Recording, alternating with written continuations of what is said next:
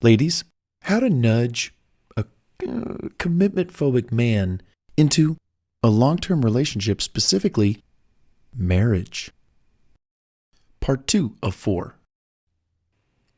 Number 2, have deep, meaningful conversations. What about? Specifically, his life, his goals, his plans. What's he want to do with his life? Men love it when they can find someone like you to join him on his journey and support him with his dreams. In turn, he'll do that for you too, if you have something you'd like to pursue. But first comes his wants and desires about his life. It takes only days, weeks, or a month or so to find out what is it that he's after. Once you do, get behind him wholeheartedly. Don't worry, your turn's coming up real fast for him to get behind you. But here's a little scenario. There's a man, a cowboy, on a horse, and he's looking down at the lady in a beautiful dress she's wearing, and he says to her, I'm going to go up on that hill and build me a ranch. I'm going to have cows, cattle, this, that. I'm going to build a great life for myself up there on that little hill with that beautiful ranch looking over the valley. It's going to be so beautiful. Do you want to join me? And she says, absolutely. And the woman is saying to herself, I'm going to find out why he wants to build the ranch, how he's going to do it. I'm going to help him. I'm going to support him. And she does. And he says, here's a woman worth my time, my attention, and my resources. I'm going to give her all those things. And in turn, she says, I have proven myself that I am worthy of his time, attention, and resources. They watch sunset after sunset for the rest of their lives together up on that hill. Pretty cool. And of course, down the line, through conversations, he discovers what she wants to do. And he says, well, the ranch is done. We got time. We got money. Let's support some of your dreams and goals, honey. Oh, that's great. Oh, match made in heaven. Number 3, get closer and have more fun and more memories. You see, we're beyond the measly trip to the zoo or a drive up the coast to your favorite restaurant by the sea. No, we're now talking about making some major plans to leave town, spend the night, weekend, week, month in another part of the state, country, the world. Just the two of you. Go deep sea diving into each other's hearts. Trekking through trails of love and romance that only you two are allowed to trek. The results of these activities, you're getting even closer to his heart. You're becoming part of his social makeup. People now see you both as a bona fide couple who should be married. Or at least you look like it. You act like it, and heck, you might as well be married, right? Number 4, express your wants, your desires in time. By now, what have you accumulated together? Loads of memories, tons of fun-filled, heartfelt, intimate moments of absolute bliss, joy, and ecstasy. Closeness that only two lovebirds like yourself in absolute love could have ever experienced together.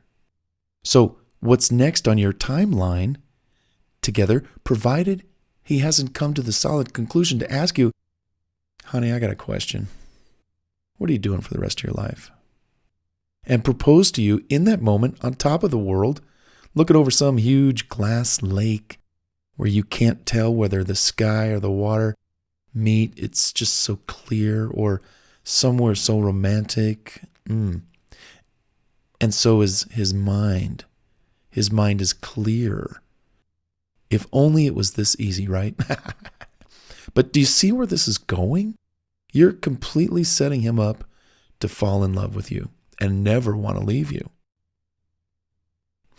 Number 5, tactic, strategy, in helping a man just take you, claim you as his. You know the drill by now. Pull back and see if he moves forward or where quickly. Number 5, pull back and see if he moves towards you, forward, quickly. Again, you know the drill by now. If he's asked you to marry him by now, you don't need to act in any other direction than to jump into his arms and say, yes, oh yes, I'll marry you. I love you so much. Otherwise, if he is just taking you on all these journeys month after month, year after year, and spending all this time with you as your boyfriend, and your body clock or something about you is ticking, like, okay, where's this going? I want more. I want the fairy tale. Remember that movie? I just don't want the money. I just don't want the apartment or the car. I want the fairy tale. And who doesn't? Come on. What's life without pursuing a dream? So it's time to implement Project Miss Me immediately. It's time he makes an honest woman out of you and asks you to become his wife. Or he's shown his walking papers. Why and how so? Because he needs help crossing over that line of matrimony and proposing, and you don't have a lifetime to wait. Ladies, correct? So, how are you going to do this? Number 6, honest, healthy pressure. And you might say to him, honey, we've been spending so much time together. I don't want it to end. I want more. I want to be your wife. I want to marry you. She can ask the question for him. Will you marry me? Ladies, just do it. Come on, go after it. As funny or strange as that may sound, if you ladies talk about being so empowered these days, show it. You're already breaking conventional dating protocol in so many ways. You might as well take the wheel and drive this relationship where you want it to go. This is the first step at applying some pressure on the guy to marry you. Or, what's up, dude?